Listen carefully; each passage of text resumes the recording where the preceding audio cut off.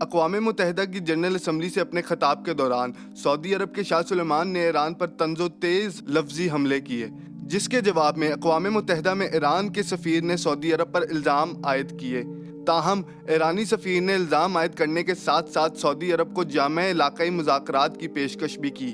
اقوام متحدہ میں ایران کے سفیر مجید تخت روانچی نے سعودی عرب پر یمن کی جنگ میں دہشت گردی اور جرائم کی حمایت کرنے کے الزام بھی عائد کیے۔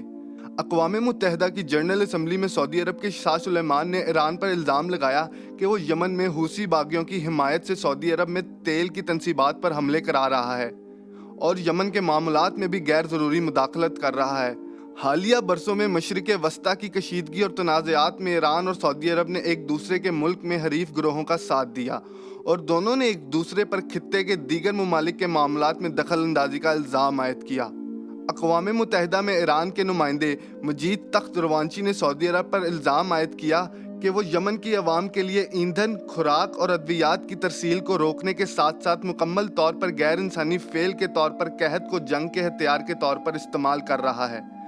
مجید تخت روانچی نے یہ بھی کہا کہ نام نہاد دہشت پسند تنظیم دولت اسلامیہ اور القاعدہ جیسے خطرناک دہشت گرد گروہ بنیادی طور پر سعودی عرب کے وہابی نظریے سے متاثر ہیں۔ اقوام متحدہ میں ایران کے سفیر نے اپنے جوابی زبانی حملوں کے باوجود سعودی عرب کے ساتھ مذاکرات کا مطالبہ بھی کیا۔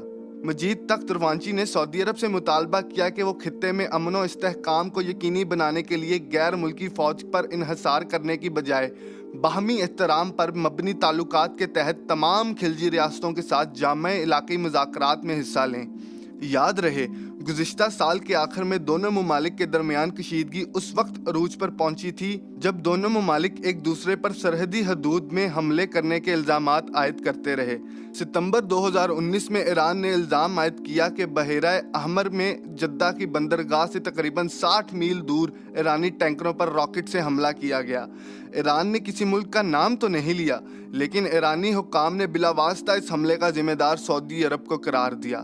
سعودی عرب نے حملے میں ملوث ہونے کے اس الزام کی تردید کی اور سعودی وزیر خارجہ عادل بن الجبیر نے کہا، ہم اس طرح کے حربے استعمال نہیں کرتے۔ اس حملے سے ایک ماہ قبل سعودی عرب کے شہروں بقیق اور حریس میں آرمکوکی کی تیل تنصیبات پر ہونے والے حملوں کا الزام امریکی اور سعودی عرب نے ایران پر عائد کیا۔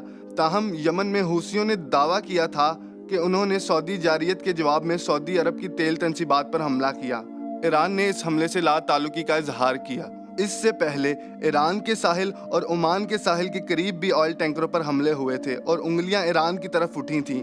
تاہم ایران نے اس وقت بھی تردید کر دی اور ان حملوں کی ذمہ داری بھی یمن کے حوثیوں نے قبول کی۔ Hamza Ali Kashmiri, bright star TV وی، پاکستان۔